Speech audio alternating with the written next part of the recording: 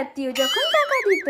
আসো আসো, আইমনা দেখ কে এসছে, কলকাতা থেকে তোর কাকিমুনি এসছে। হ্যাঁ, এই কাকিমুনি তো দেখছি অনেকদিন পর এলো। কিরে মনা, কেমন আছিস? হ্যাঁ, আমি ভালো আছি।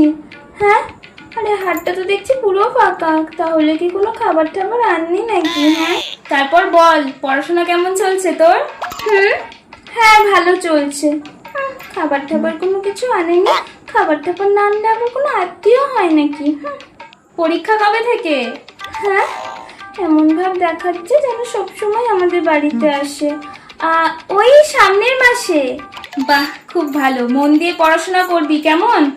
আর আসার সময় না সব দোকানপাট বন্ধ ছিল রে, তাই তো কিছু নিয়ে আসতে পারিনি। যেটা ভেবেছিলাম সেটাই, খাবার আনেনি তো ভালো লাগে না, আমার এখানে দাঁড়িয়ে থেকে কোনো লাভ নেই।